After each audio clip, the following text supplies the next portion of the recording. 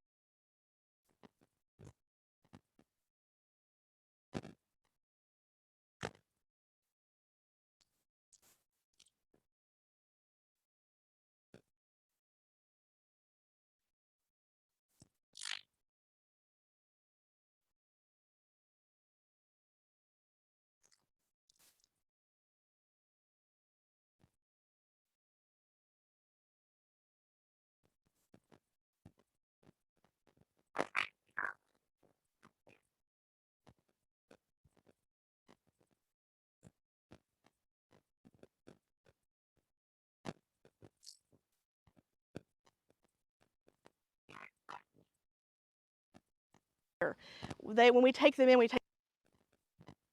Bonjour, welcome. My name is Jennifer Randell, and I have the privilege of being the director here at the Citizen Potawatomi Nation Eagle Aviary. I want to show you a little bit of our outdoor viewing first and explain to you why we built the facility in the fashion we did. As you can see, it's a half-round design, and that mimics our prayer circle and our powwow grounds. That's very important to us to show that respect because these eagles live here. When we take them in as part of our family. So we're going to enter from the east, which represents new beginnings. That's where the sun comes up every morning. So I'm going to take you in our viewing area, and we'll introduce you to some of our eagles, some of our family members here. We are entering our outdoor viewing area right now, and it was very important for us to have a place like this for our tribal members and our visitors to come and be able to sit down and spend time with these eagles. As you can hear that running water behind us, we have running water in all of our enclosures to provide that peace and that sound of their natural environment for these eagles. When we bring these eagles in, we bring them in as part of the family. And they come to us from all over the United States. So we have eagles from Nebraska, Washington, Oklahoma, Florida, and they have a good life here. We provide them a space where they can be an eagle, and their favorite time of the day is always feeding. So as long as they're eating good, we know that's a good sign. And you know, all these eagles have different personalities just like you and I. So when we get an eagle in, we have them for about 4 to 6 months before we even give them a name. Kind of see what their personality is. You know, a lot of times people ask, how can you tell these eagles apart? But if you spent a day with them, you'll be able to tell them apart. Actually, we have Ogie over here on the log flapping her wings, and Ogie in our language means queen. And she's at the highest perch in here right now, so that's how she got her name. They all get along really well. People always ask us, you know, are they social? They're very social, as they are agreeing with me if you can hear them. And they all roost together at night on the same side of the enclosure. So they're very social unless it's time for nesting. So when it's time for nesting, then we have to separate them if we have that happen. And luckily, we're going to talk about it a little bit later, but we have a pair of eagles that nested here and actually laid eggs, which is a fantastic sign for us. It lets us know that they're happy and content here. We have now entered our indoor viewing area here at the CPN Eagle Aviary, and I want to explain to you what aviary means. Aviary simply means a home for birds, and that's the permit we operate under. But we go a little further here. We don't just operate under the aviary permit, we actually have a native and religious use permit, and that is issued from Fish and Wildlife. And it is very important for us to have the access to these materials for our cultural purposes. So we actually opened in 2012 with a Fish and Wildlife grant. Our tribe was able to match that. It's very humbling to have a facility like this. There's actually only 8 in the whole United States right now. And we were the 4th to open in 2012. So what an honor to have this for our people and our communities. And so the very first and most important thing to our tribal leaders and ourselves here at the aviary was to save these eagles' lives. We are currently housing 14 eagles. And if we didn't have a place for those eagles to go, they would lose their life. And that was ultimately the number one goal, is to save their lives, but give them a quality of life in captivity. So after that goal, then the second thing is to reintroduce our people to the living eagle. It's very important. You know, some people have never had an experience with an eagle as far as face-to-face, but the beauty of what's happening right now in this time is when I was a little one toddling around, or 4 or 5, 6, there were no eagles in Oklahoma. You all know there was no eagles in any of our states except for a few in Florida and Alaska. So we almost lost our bald eagle. So we don't want them to be putting them down now. And so if anyone should step up for these eagles, it should be us. You know, they're out there carrying our prayers. As a Citizen Potawatomi Nation member, we believe these eagles are out there carrying our prayers to the Creator. This is our physical connection to the Creator, these eagles and these feathers. So to let people have that experience one-on-one is incredible. But you know, now when I ask a room full of young people, have you ever seen an eagle out in the wild? Almost everyone raises their hand. And you know, it almost makes me emotional every time that happens, because they don't realize how important that is and how big of a deal that is, that they have these eagles, these messengers flying around them now. How honored we are to have that. So if we can give back a little bit, that's what we want to do. The third thing we do here, and we're able to do, is collect their naturally molted feathers. And if you don't know what molting means, it means they literally fall out or shed. So this time of year, it's June in Oklahoma, so we're reaching 100-degree temperatures. Our eagles are molting very well. And that's not only important because we collect those feathers and hand them out to tribal members, but also if they're not molting well or dropping their feathers, we have a problem with their health. So everything these eagles do here is monitored by the staff here at the aviary to make sure they have the best life they can have and they're the healthiest they can be. They get top-rated food. You know, the quail we feed them is restaurant quality quail. So the chairman always respectfully says they're spoiled, which is a good thing. We want them to be spoiled. And you know, like I said, when we take these eagles in, we take them in as part of the family. So it's a beautiful thing to be able to share this with our people, the culture, because like I said, if we didn't have that single material item, we would not be able to continue our religious, cultural beliefs and traditions. So amazing things happen here at our facility, and we can't take a lot of credit for it. It's all due to these eagles. So we've talked a little bit about the eagles and introduced you to some of our eagles here. And we have had 3 of the world's first here thanks to these eagles. Like I said, we can take no credit. It's all of them. We're just lucky enough to experience here with them and see it. So one of the things that happened is when you open with a aviary permit, you don't have your rehabilitation permit also. So long story short, we didn't have a permit to release eagles yet. That comes later. But Wadase here had a different idea of that. Wadase Zabwe was the youngest eagle that came to us at our aviary in 2012. She was only about 6 months old. Now you think, gosh, she was tiny. Well, she was 6 months old. So she was never tiny, but she was very young. And so she came to us from Florida with a wingtip fracture. Non-releasable, they felt like the feathers were damaged, they wouldn't grow in. Beautiful things happened with Wadase. She molted her feathers out, and we talked about that, means shedding, so her new feathers came in beautifully. And before you knew it, she was flying figure 8s in our enclosure. And that's another reason we built the half-round enclosure we described, because it's really good for the husbandry and the care of the eagles and their flight. They don't feel like they have a hard corner they have to make. So she was flying beautifully. We think she might be releasable. As I mentioned, we didn't have our rehab permits, which means we couldn't release eagles. So we went to Fish and Wildlife and talked about our culture, our ways, that we believe these eagles are our messengers. And it was very important for us to get this eagle back out in the wild.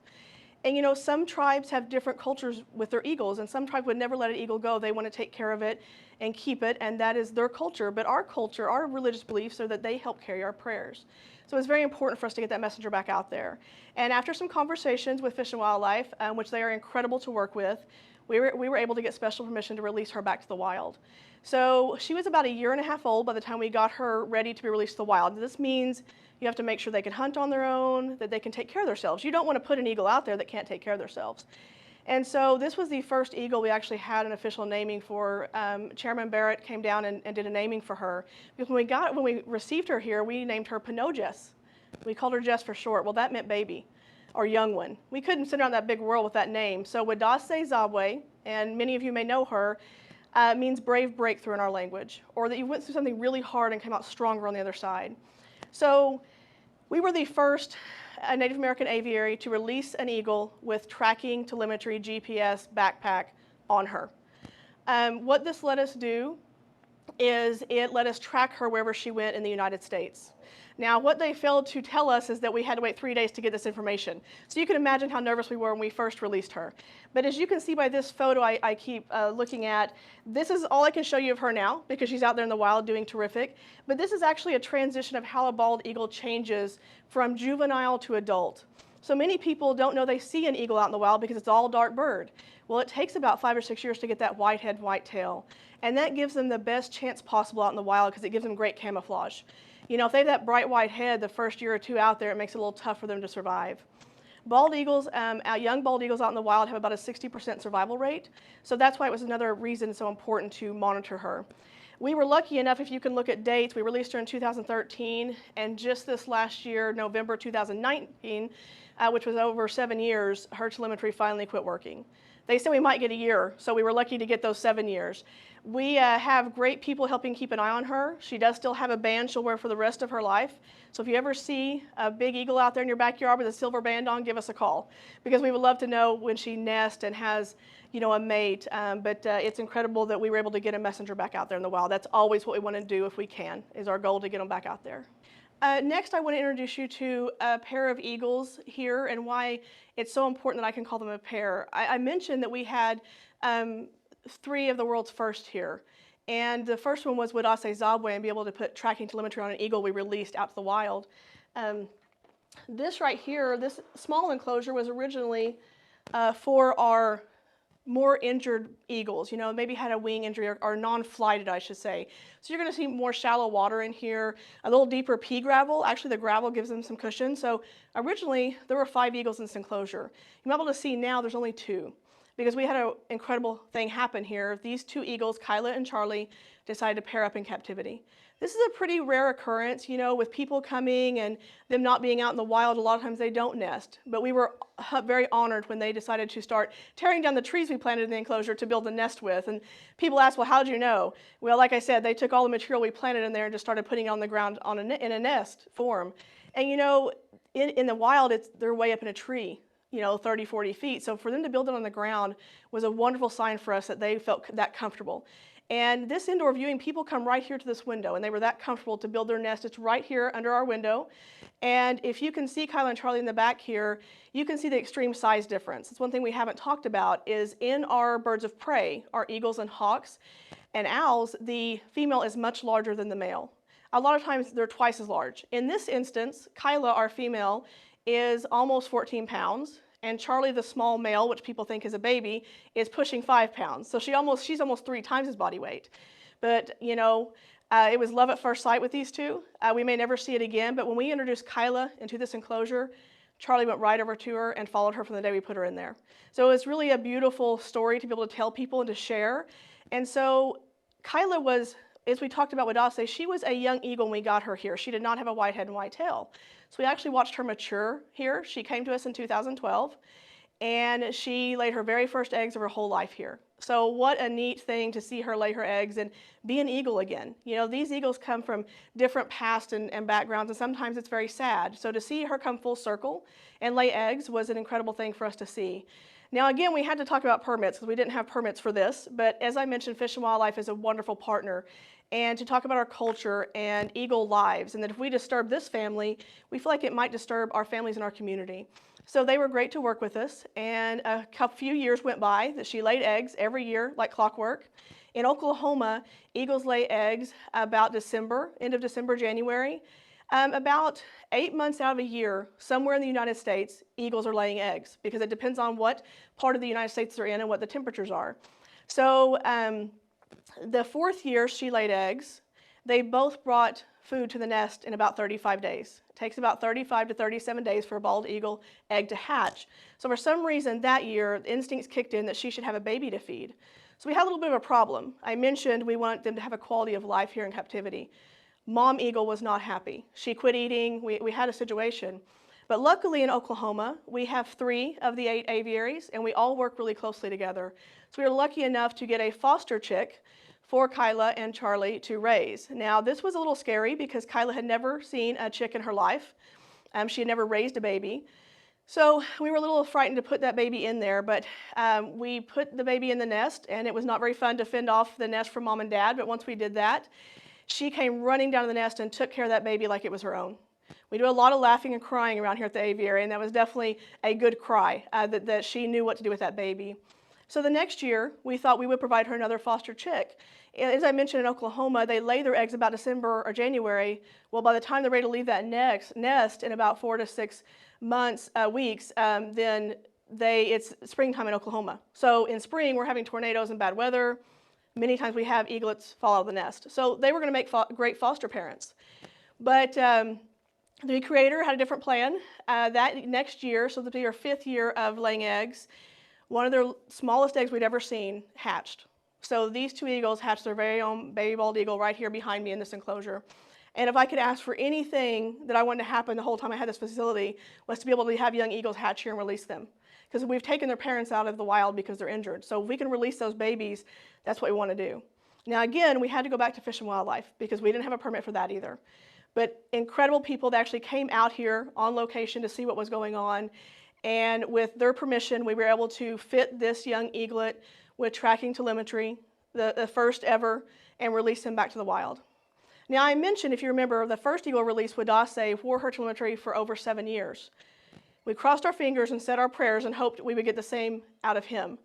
Well, Chairman Barrett named this eaglet Makokono, and that means bear eagle.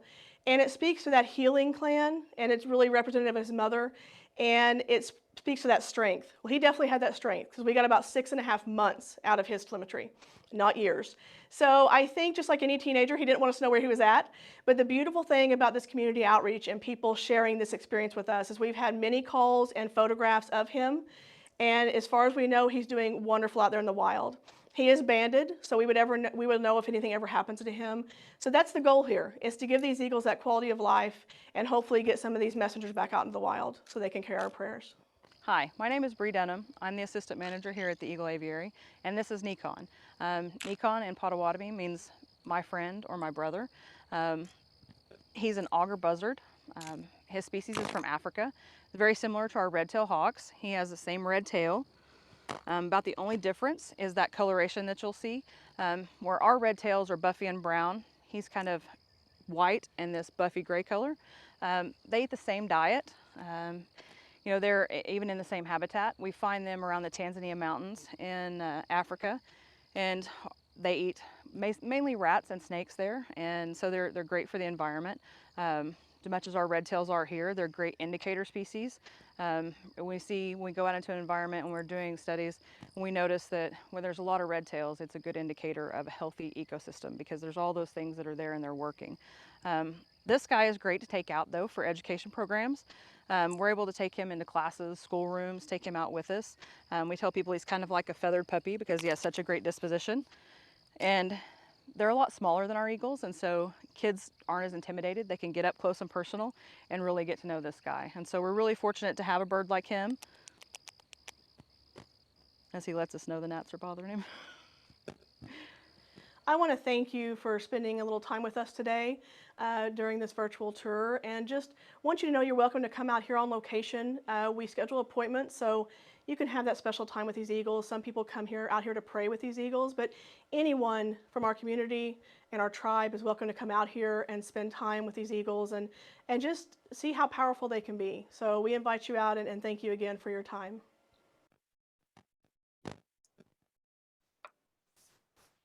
So thank you all again for being here and letting us be part of your day today.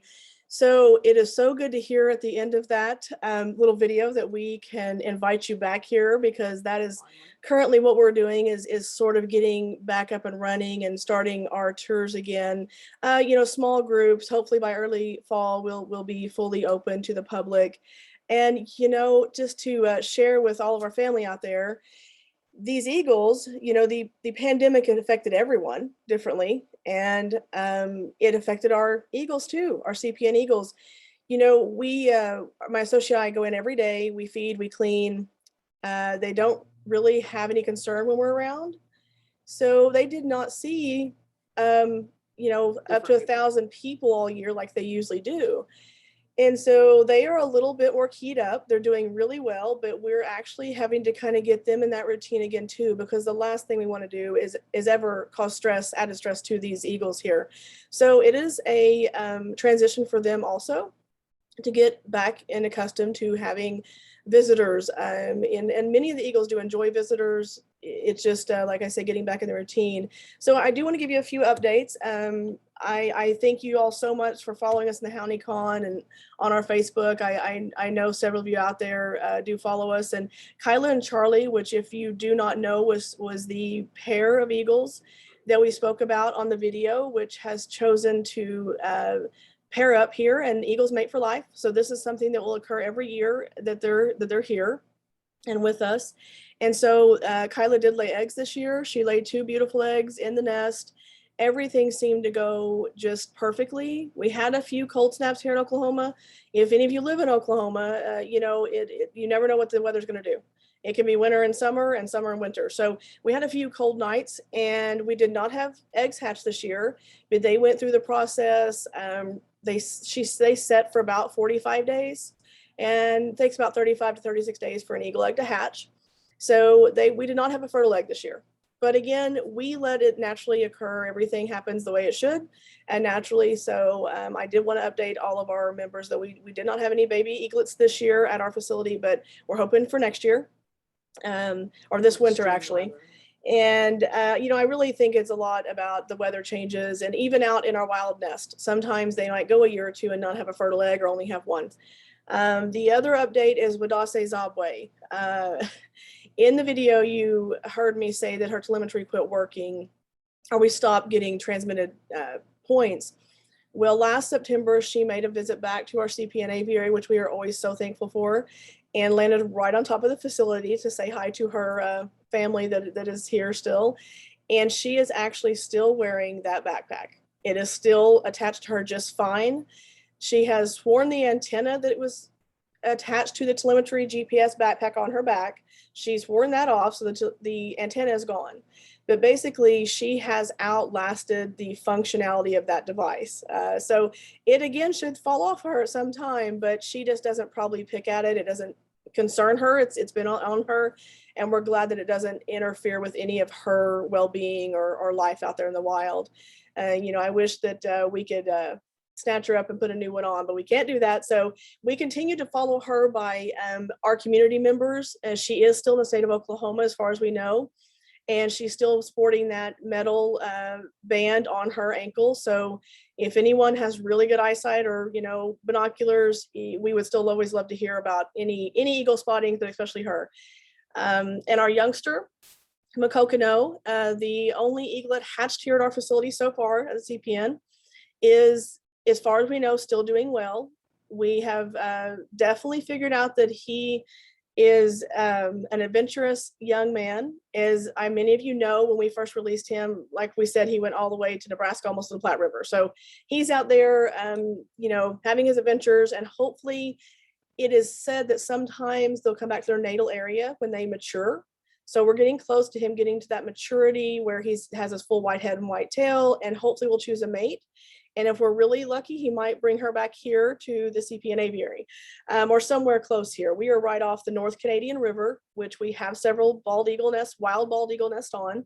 So, you know, he is wearing both a yellow band and a silver band. So if something was to happen to him where he was found, we would know about that. So as far as we know, he's doing great. And again, that's another eagle. Keep your eye out for him. He has been to Kansas and Nebraska and back to Oklahoma. So he can be anywhere in the United States he wants to go. And I also want to share, we had a couple of other Native American tribes develop aviaries, which is just a blessing. It's a blessing for our whole community and the eagle population, because we can take really good quality care of these, our prayer warriors, our eagle. And so we want as many Native American tribes to have these facilities that they can. And we have also had several of our bands of Potawatomi come to us. And so we're just really excited about the progress that could possibly make. I will let those bands share that with you, but we still are very excited to help in any way we can with any facility that's going to carry on this and help take care of, you know, like I said, our prayer warriors. They've been out there taking care of us, and we need to take care of them now. So as far as our resident eagles here, we have 14. They are all doing phenomenal.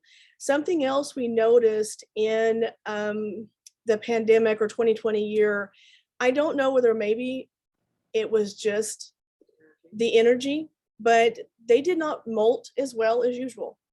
You know, molting where they lose their feathers. Usually it's most of their wing feathers, all their tail feathers in a season. We didn't see that in 2020 quite as well as we usually do, which posed a little bit of concern, but everyone is healthy. Everyone passed their vet checks with flying colors.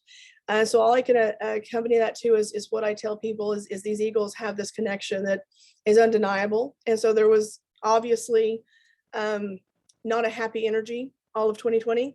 So we are looking good this year. Everyone, all the eagles are molting well, eating well.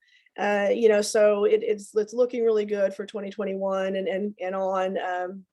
So we try to let these eagles have peaceful times, but we are, like I said, opening back up for tours.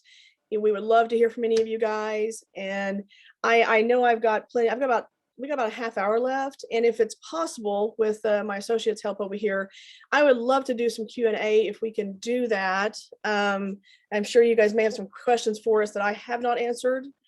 And so let's see. And just add those to the chat. Let me see here. Okay.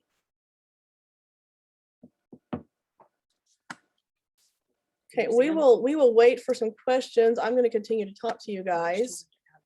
If you guys want to add your questions to the chat, I think that's how that's going to work. And if you guys have questions for us, we can answer those. I'm going to kind of I'm going to inform you or let you know about some of our wild eagle nests around here. We do follow about 4 active wild eagle nests around the CPN Eagle Aviary.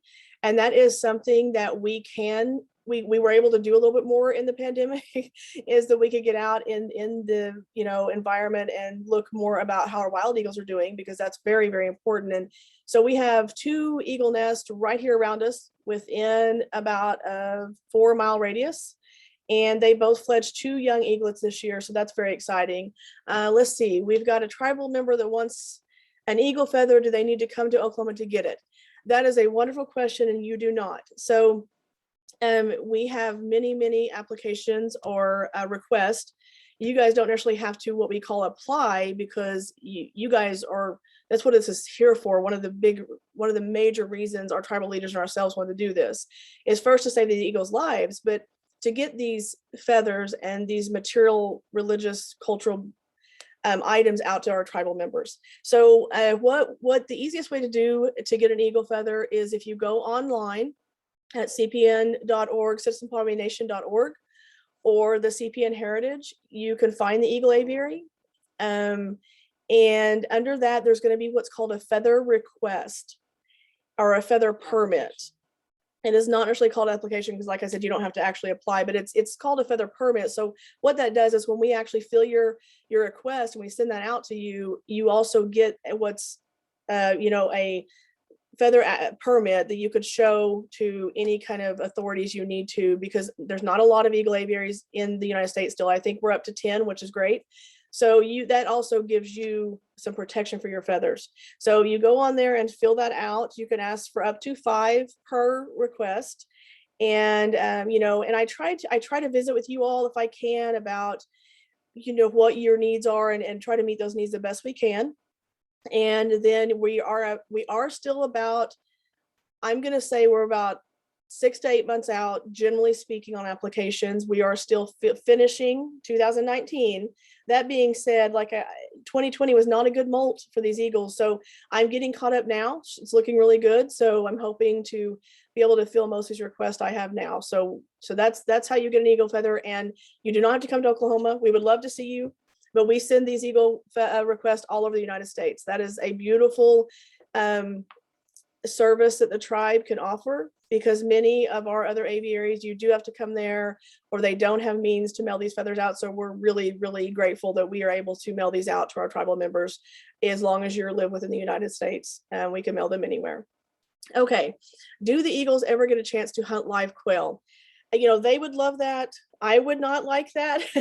But so one thing, we have to be careful about them hunting live food, because they are in a captive environment, an enclosure, and they also have already had previous injuries out in the wild. They could re-injure themselves hunting. That being said, they do get live fish in their water. I don't know if you guys noticed in the video, there's running water and little waterfalls, and just try to provide the natural environment we can. So they get live fish in the water. But let me tell you something about our CPN eagles. We respectfully say they're spoiled, because out in the wild, fish would be the main diet of a bald eagle. When they get here in these doors and we try to give them the highest quality care, they would pick that quail all day long. So the quail, they actually get restaurant quality quail. So it doesn't get any better than that. And it's a great high protein diet for them. The quail is thawed to room temperature and they eat just fine. Like I said, they really do love the live fish in the water, but not everybody eats fish anymore. So they get a variety every day though. They get a variety, and everyone likes a little something different, just like people do. Let's see, what are the days and hours available for tours? So right now, I would say that we are actually scheduling for public tours September. I would love to open it up right now, but with the heat in Oklahoma, that poses a problem. And so probably September. We usually try to do tours on Thursday, Friday, or Saturdays. And we are pretty well open to whatever time works for you guys. But those 3 days are our tour days or public days. Then we do the cleaning and, kind of give a couple of days for these eagles to just have some peaceful time on their own. Not that they mind people, but just so they can not be bothered. We give them Sunday and Monday so they can have some peace and quiet. We actually, as far as the hours, you just call us and we will get you in here as soon as these temperatures cool off. How many eagles do we have, and the cultural significance of eagles and their feathers? So we currently have 14 eagles. We have an auger buzzard, which is sort of like a cousin to our red-tailed hawk. You're actually going to meet him here in a little bit.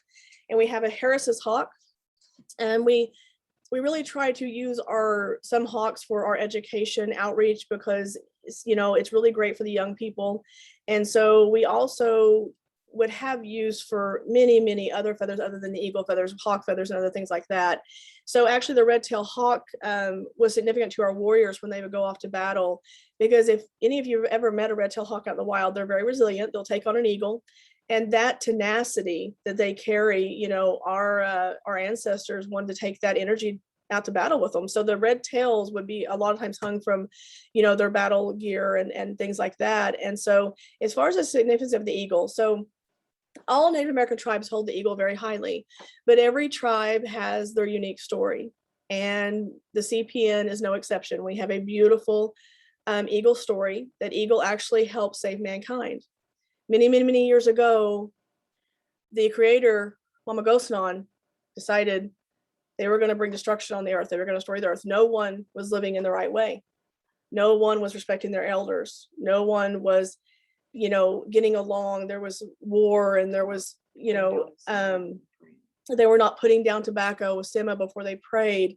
And so Creator said, I'm going to destroy the earth.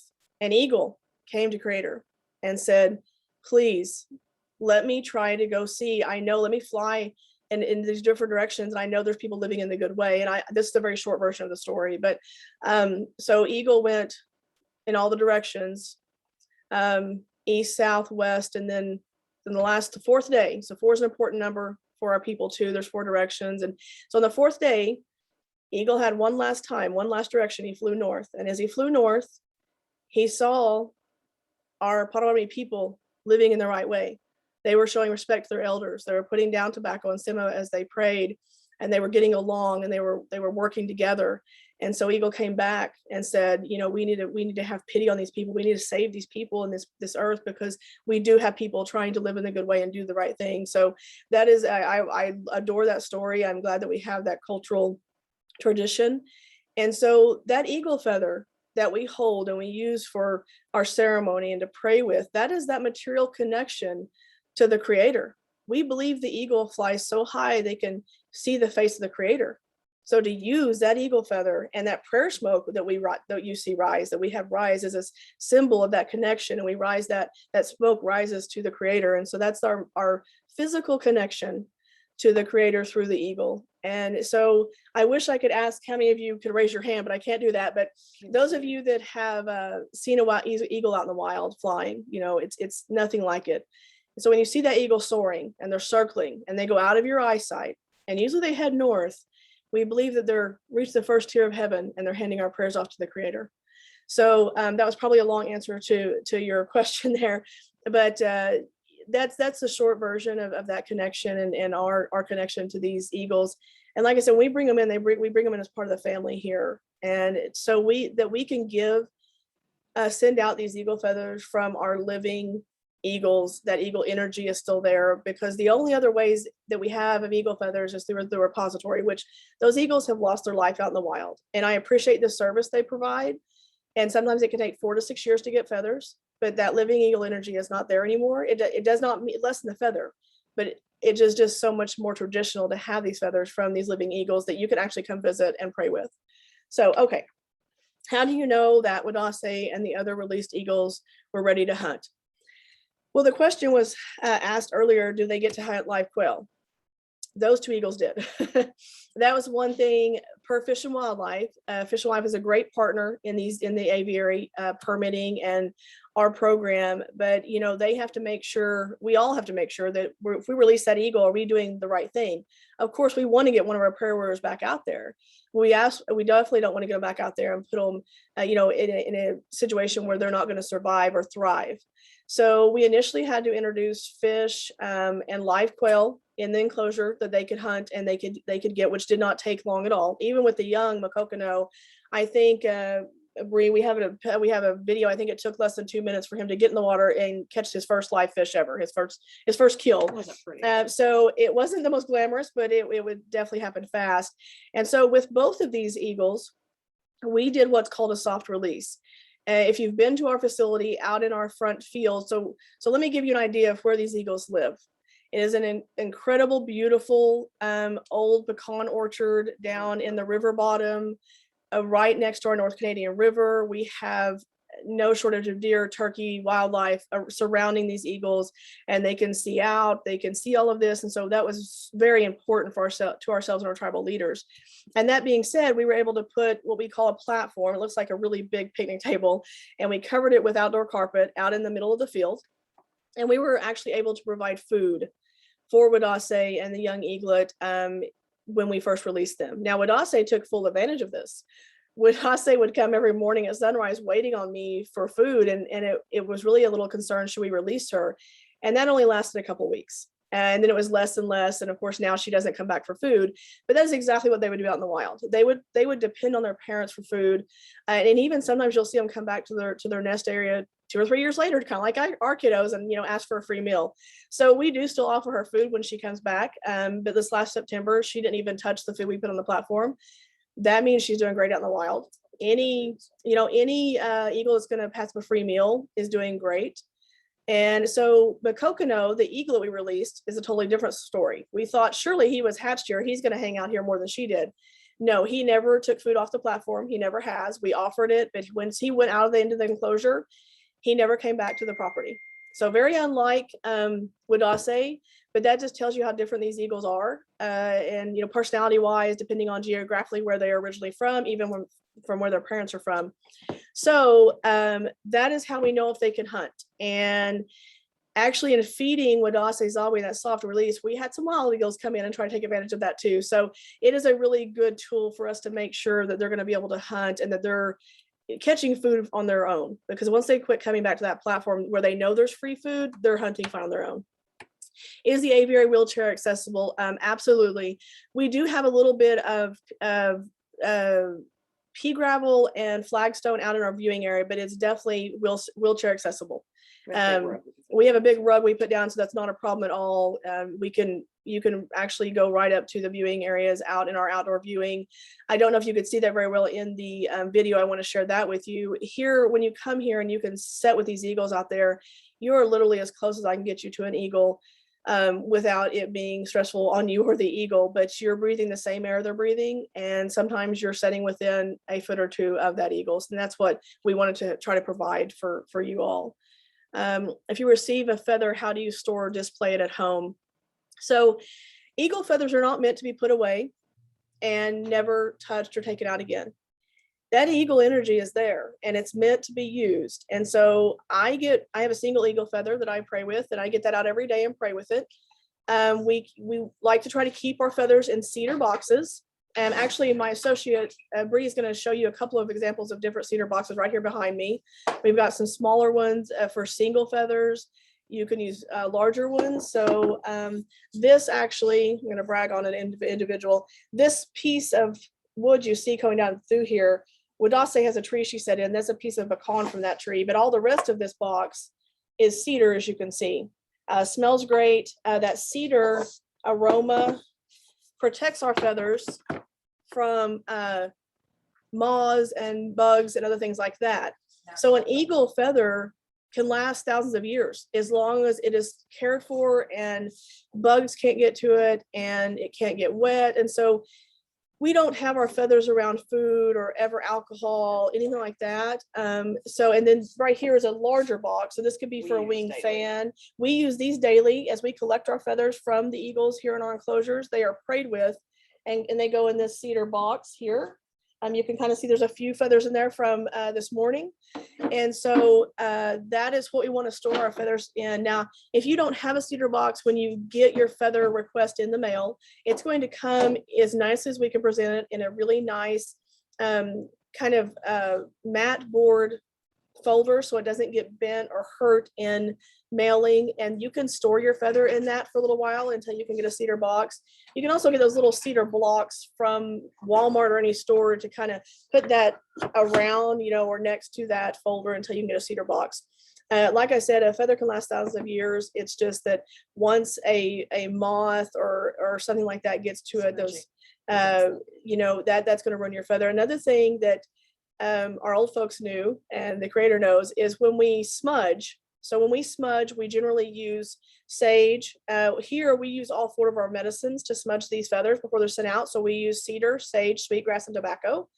So when we're doing that with that sage and that cedar, especially that cedar, that puts a natural bug repellent on that feather, because just like the cedar box you're going to keep it in, that aroma stays with that feather for a long time. So those are ways you can protect your feather until you can get a cedar box, but a cedar box is going to be the best case scenario for the long term of your feather and your fans.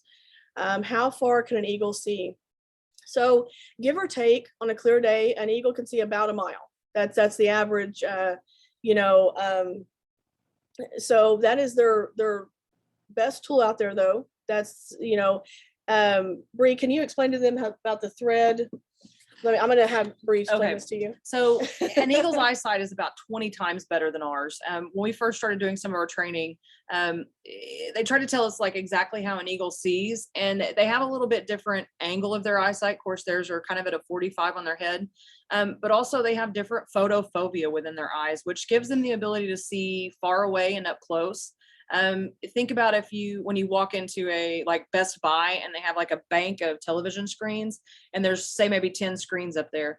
they have the ability to process all that information much faster than we have to look at one at a time. We might be able to keep up with picture in picture and kind of keep up with two of those things, but we can't process it all. So they see a little bit differently than we do in that respect. But also, like I said, their eyesight is 20 times better than ours. So they took a little spool of thread, just a little, 2-inch regular sewing thread, and set it down on the sidewalk. And they said, now back away from that, even though you know what it is, and you start walking away from it and you can't tell what it is anymore. Well, it's not that far. Most of us started stopping, and it's like, I know there's something down there, but I can't see what it is.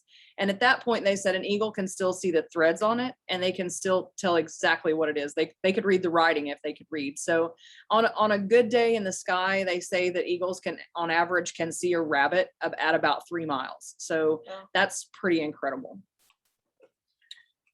Thank you, Bree. So yeah, and another question we have here, and I'm going to allude to the whole eyesight, is will any of our 14 eagles be released back to the wild? So no, the answer is no.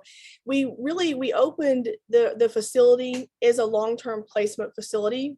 We didn't know we were going to have the honor of releasing eagles and things like that. So we have now moved on to where we do have we are getting our rehab permit for eagles in case this happens in the future. We want it to happen in the future. If there's ever an eagle that comes through the CPN Eagle Aviary and it can be released, that is ultimately what we want to do. But it also is an honor and a very important thing for our nation to do, the CPN, to take care of these eagles when they can't take care of themselves anymore. Now, I want to share with you all, if you haven't been here, that we would never do this if the eagles did not thrive in captivity and if they did not have a quality of life here. But we see these eagles sun up to sundown, and I really had to deal with morally, is this right when we open? There's not a thought in my mind, this is not the right thing to do for these eagles. They eat well. I mean, I don't know if you can say an eagle's happy, but they just look happy. They bathe every day in their running stream after they eat. I mean, every need they have is met. They lay eggs here.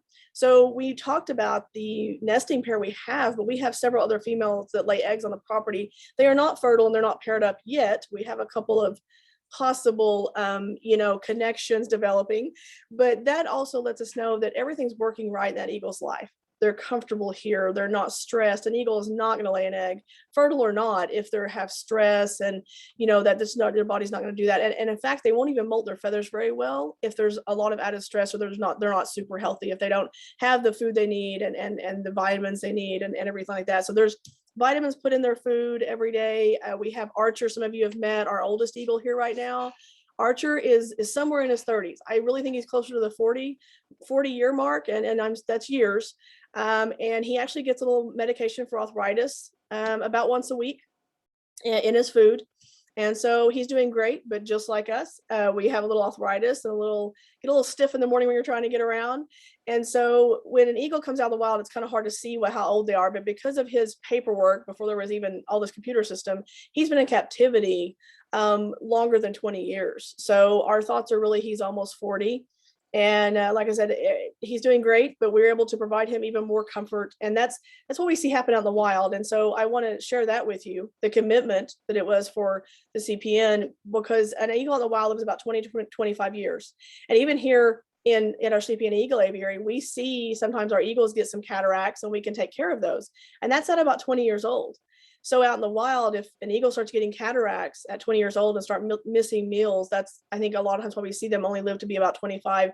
I think 34 years old is the oldest bald eagle nest, I believe, still out there. So, but here at the CPN, these eagles can live well over 50 years. There's a 56-year-old golden eagle. So we hope to break that record. When you get an eagle feather, do you know which eagle it belonged to? So I would love to share that with you all. And I would ask if when you do send your request in, if you would like that information, I can share that. And that question being asked by our members here, I really believe, I think that may just be something we start adding to the request. But so yes, the answer is yes to that. We can tell what eagle that feather came from. And many times our members can have this connection where you get this eagle feather from, say, Musquash. So Musquash is our youngest eagle here. And he's will be 6 years old next year. So Musquash had his all brown head, brown tail when he came here. He's our youngest eagle, but Musquash means red willow in our language. So Musquash had to have several surgeries on his wing. You might have noticed him in the video. He has a wing amputation in his elbow, and we wouldn't normally do that on an adult eagle, but he was so young, he was like 5 months old. He had never flown. So we decided, let's see if we can give him a quality of life, even without, that wingtip. And he has had a tremendous quality of life. He is still having a quality of life. But we had an individual that, I'll try not to cry on you guys, I do a lot of crying and laughing, as I mentioned, that had some issues when they were deployed, and did not come back with an arm and a leg. So that connection that member had to that eagle, and we were able to make sure that he got one of his feathers, those kind of connections are what it's all about. And so, yes, we can tell what eagle the feather came from, and we will try to do our best to give you the feather from whatever eagle you have a connection from or with, because they do come from us from all the United States. So some of you may live in Kansas or Missouri, and we have eagles from there, from many of our states. So yes, we would love to share that with you all. And if you do a request, you might, put a little note on there, or you can call or email me personally. When you see that number on our Facebook and on our website, that is my personal cell phone number, and I have it on me 24/7. So if I'm not on a bird rescue, then I will answer my phone usually. Where do I email the application for the feathers? So you can email that to aviary.org. And it should be right there with the request, if I'm not mistaken. And that can be emailed to me. If you need to, you can even put it in, an envelope and do the old style paper mail. Real quick, and I know I'm running out of time, so I'm so sorry. We're gonna bring in Nikon, and he's gonna say hello as you hear him.